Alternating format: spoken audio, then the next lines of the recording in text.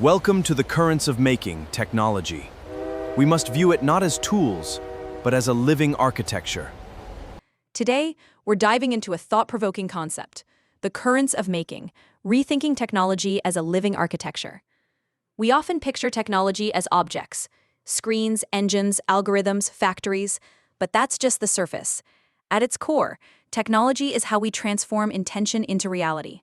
It's a recursive, evolving learning process. We figure out what works, encode it, and scale it. Once we view it this way, all those patterns we call disruption or unintended consequences start to make sense. They are the natural behavior of a self-organizing system that influences every part of human life. Let's go back to the root of the word technology.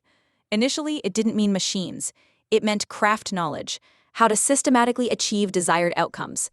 Every technological breakthrough, from mastering fire to neural networks, moves through the same rhythm.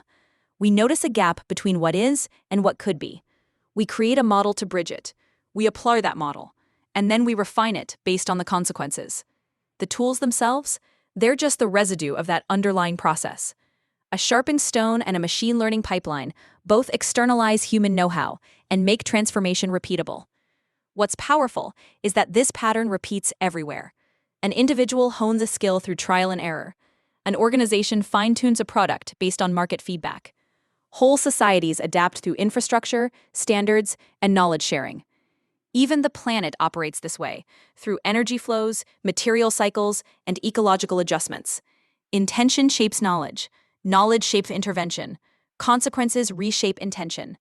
This recursive cycle compounds capability with every loop. That's the engine of progress, but also a source of disorientation. We're not just using tools, we're part of a living, evolving architecture that moves faster than our institutions can keep up. Then there's the trap of pure optimization. When networks push for maximum efficiency, whether it's financial systems, supply chains, or digital platforms, they become fragile. We cut out redundancy, we streamline for speed. But when something shifts, maybe a glitch in an algorithm or a supply disruption, those hyper-optimized systems can fail catastrophically. True resilience isn't just about efficiency. It means building in slack, redundancy, modularity, insurance policies for complex environments. There's another critical element, time lag. The full impact of a capability isn't immediately obvious. It can take years, decades even, for ripple effects to emerge, whether it's ecological, social, or cultural.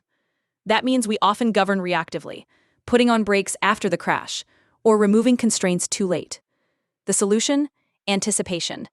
Systems that endure embed real-time monitoring, measure externalities, and adjust before thresholds get crossed. It's not about slowing down innovation. It's about maturing our approach. If technology is an evolving pathway, the highest leverage point is the architecture itself, the standards, protocols, incentives. When we design for transparency, pathways become visible. When we aim for modularity, parts of the system can adapt without pulling down the whole. And then we shift away from mere extraction and toward long-term alignment. Those compounding forces turn regenerative, not depletive. So what does it mean for us as stewards of this architecture? Technology has never been neutral. It's a conversation between human intention and the physical world. The trajectory isn't set by inventors or coders alone.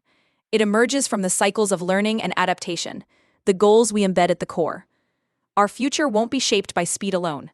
It'll be shaped by how well we align the currents of making with the limits of flourishing. Thank you for tuning in to XFO Intelligence.